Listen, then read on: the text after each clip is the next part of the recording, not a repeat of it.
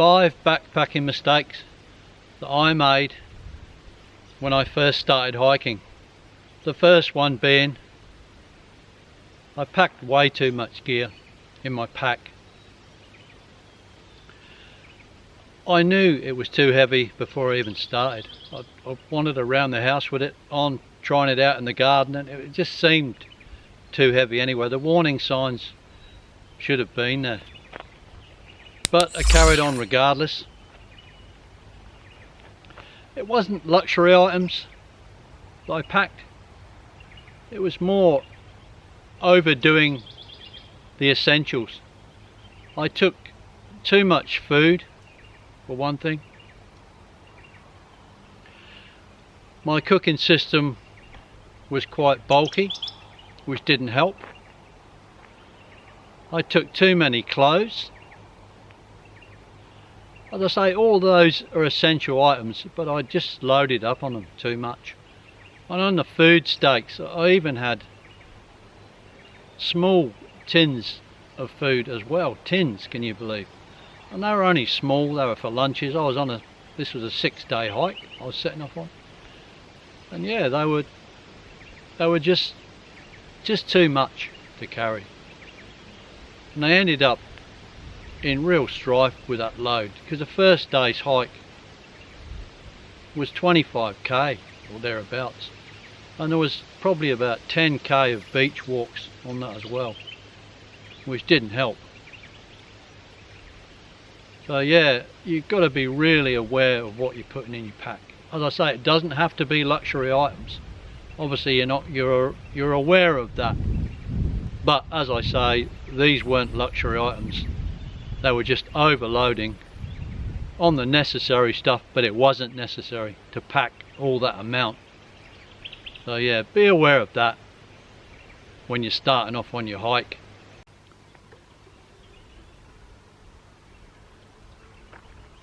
And the second mistake for me on this hike was using a 3-litre water bladder.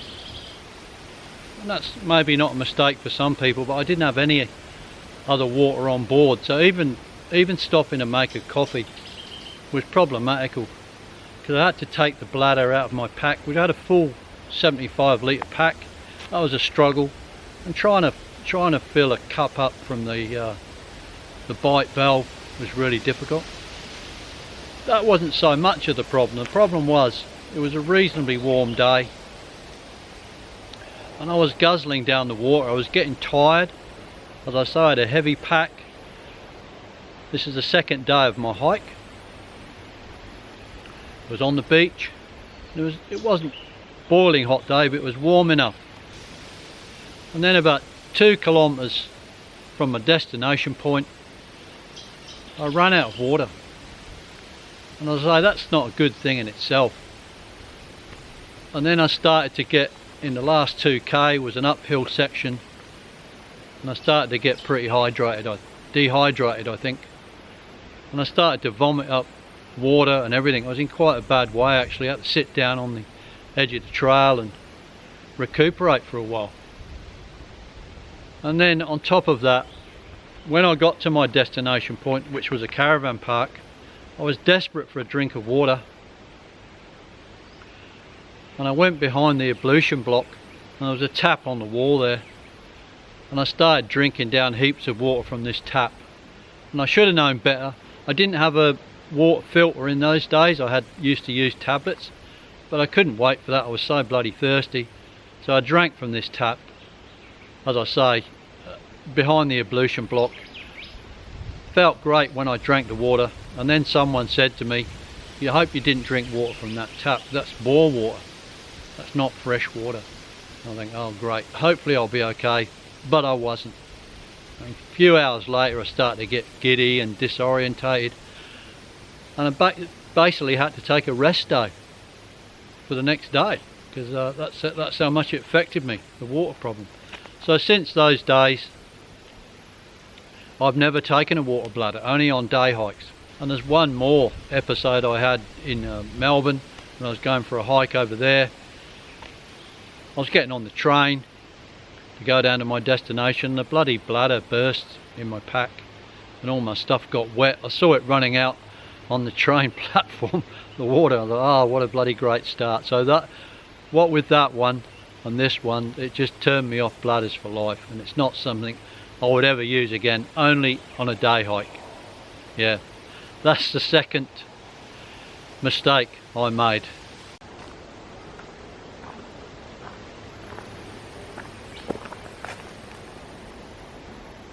And the third mistake I made on this same backpacking trip, believe it or not, is I had the wrong sleeping bag. I hadn't researched it properly. It wasn't the sleeping bag's fault. I had a decent, it was a Mont sleeping bag, 850 loft down. That was okay.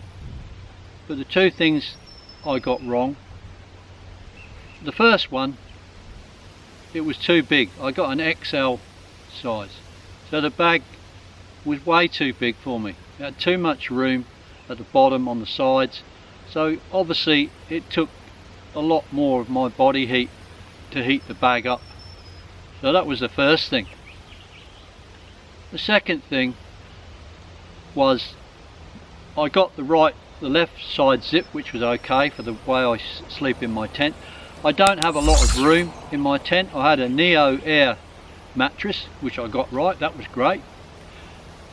But the sleeping bag went on that, and you put two, as you may know, you put two straps underneath the sleeping bag to hold it to the bag, because the bottom of the Mont bag doesn't have any down to keep the weight down.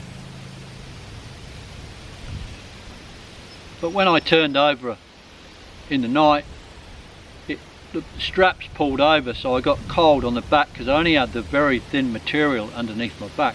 It's great if you sleep on your back and don't move, but then with this zip that only went down halfway with the length of the tent, I couldn't get out of the sleeping bag very easily. If the zip would have gone right to the bottom of the bag, I could have slipped out sideways, but it only went halfway down. So I had to somehow try and maneuver up, and I didn't have the length in the tent. So what I ended up doing, I had to take the top strap off and just leave the bottom strap on the sleeping pad. And that's when the problem started, because I got back in the bag after I'd got out for a toilet break outside, got back in the bag, and obviously I didn't have the top strap on so I could get back in the bag.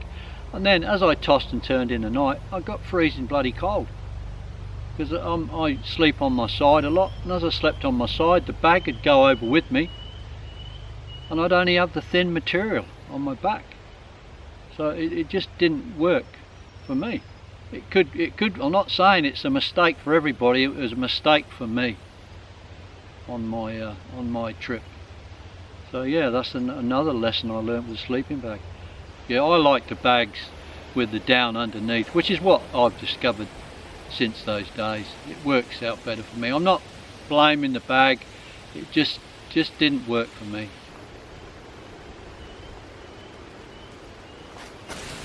And the fourth mistake I made on the same trip, carrying a heavy pack, I thought it was a great idea to take my shoes off and walk just inside the shoreline. I thought that would help, but it didn't. Obviously the sand was really soft, so it didn't help my cause at all carrying this heavy pack. And on top of that, because I was down on the shoreline, the turning off the beach was higher up and I missed the turning. I ended up going up this track off the beach that was really steep. I got up there probably half a K up this track, and luckily a surfer guy was coming down on his four-wheel drive. He said, "Where the hell are you going, man? There's nothing up here. If you're on the Cape to Cape, you want to go back down on the beach and walk along for about another half a kilometre and you'll find your track." And that's what I did, and the sign was lying down in the sand, but at least I saw the sign lying down. Yeah, and made my way up off the beach. So that was another mistake I made.